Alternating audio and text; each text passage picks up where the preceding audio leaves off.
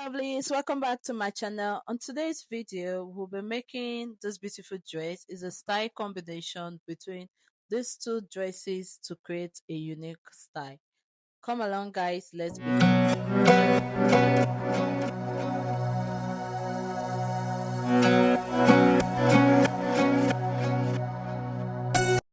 For this dress, we'll be making use of this lace fabric and this crepe fabric and also an invisible zip.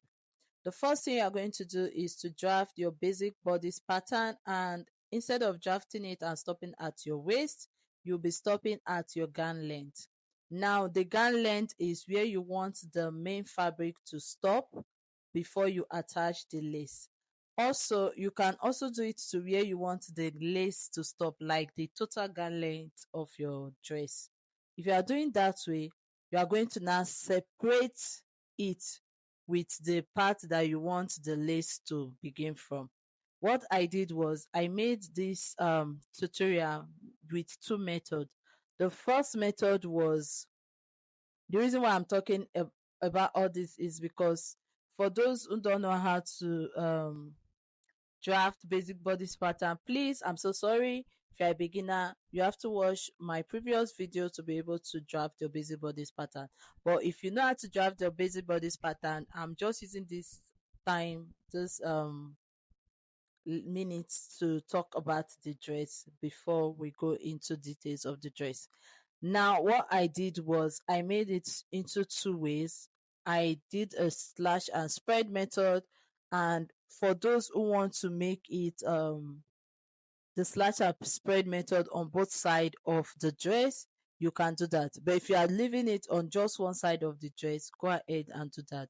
Okay, so that's the main reason why I'm talking about it. I'm going to show you what I mean later when into later when we're into the video. Now I'm done talking about the plenty work that we'll be doing on the dress, because it's lengthy, right? And it's simple, but it's very lengthy. Now you are using this pattern that we are drafting to cut both the front and the back of your dress. You are going to draft the front basic bodice pattern, the back basic bodice pattern, everything on one piece of paper.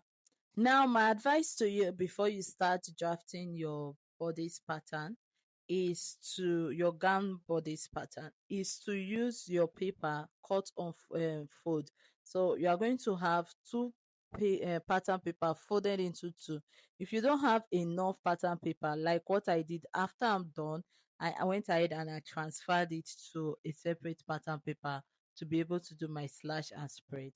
So that's for those who have enough, you can do that. But if you don't have enough, do exactly what I'm doing. Draft it first, then later you do slash and spread on another pattern paper after transferring. Now I'm done with my basic bodice pattern. I've drafted the neckline, the shoulders, the armhole, and also the waist and the hip. When you are done doing this part, make sure you use your right measurement. If you're using stretchy fabric, don't add so much sewing allowance. But if you're not using stretchy fabric, add 1.5 inch for your sewing allowance.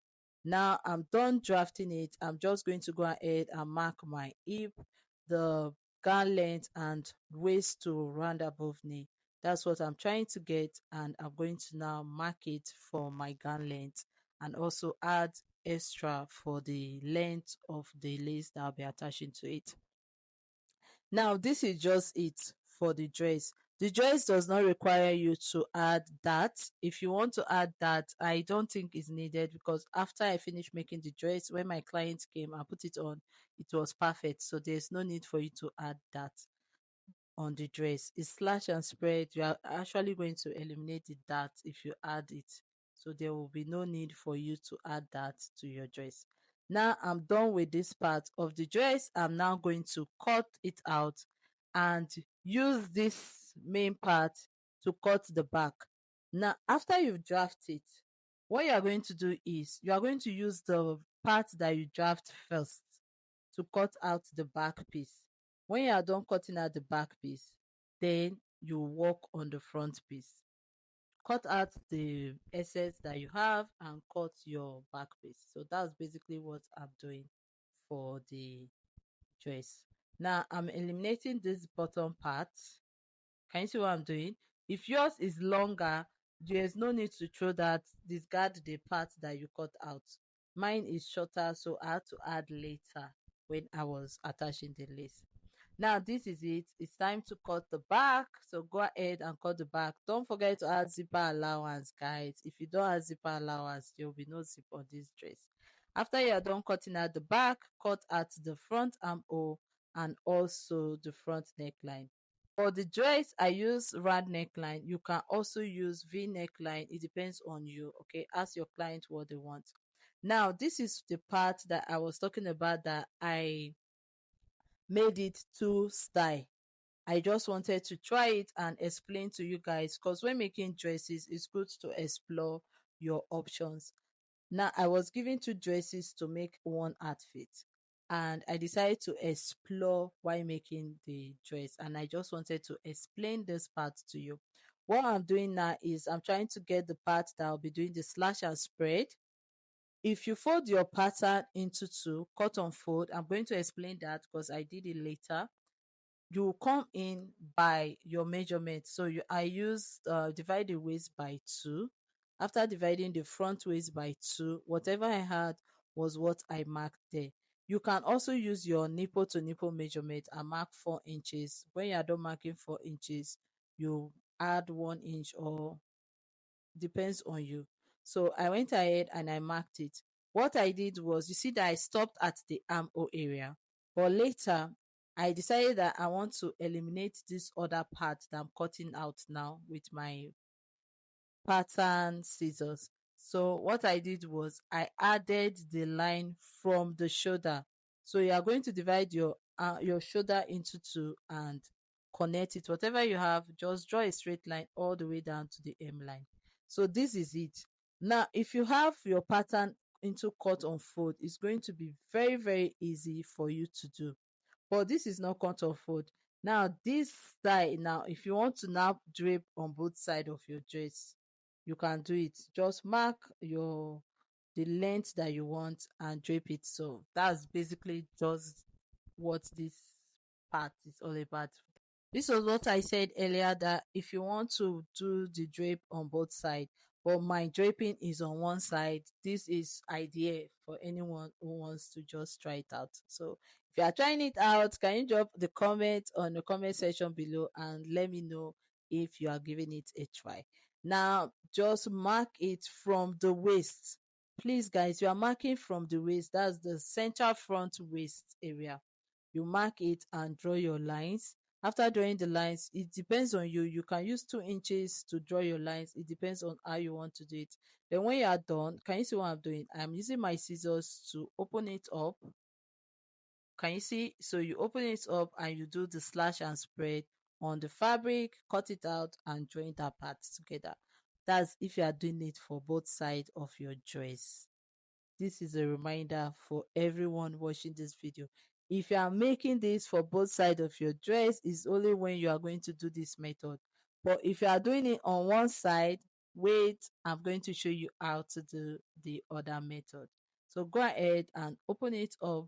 Make sure it's very tiny. When you are done, please be very careful, because when you are doing this, there's tendency of you pulling out the paper and you will have a rough work. Okay, so now this is it. When you are done, you can now attach the part that you cut out to it. So you are cutting this on one part of your fabric and you are cutting the other one on the other part of your fabric. Now, if you are doing this cut on fold on, if you are doing the slash and spread on both sides of your dress, you can go ahead. It's just an idea. I haven't seen it yet, but I like making and creating risk when I'm working. So this is my pattern paper that I traced, and this is it.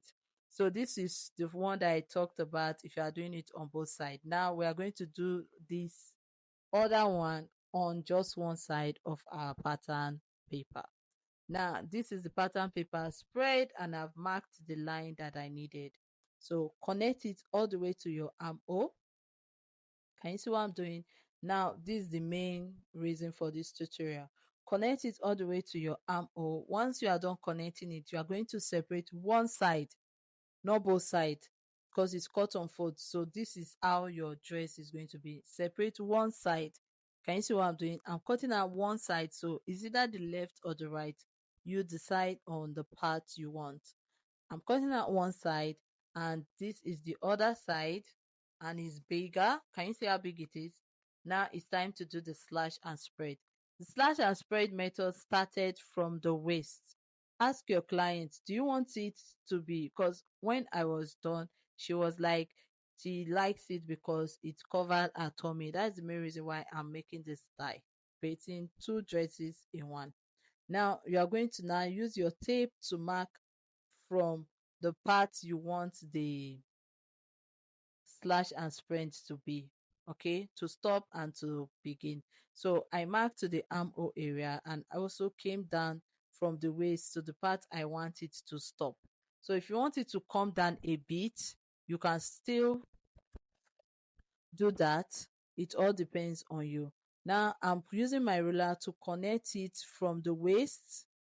Can you see what I'm doing? I'm connecting it from the waist all the way to the armhole. So I'm slashing everything. Just do exactly what I'm doing for mine. Do the same thing for yours.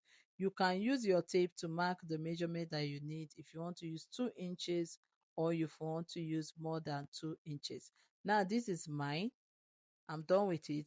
I'm now going to open it up and slash it on my fabric. This is it, guys. Simple.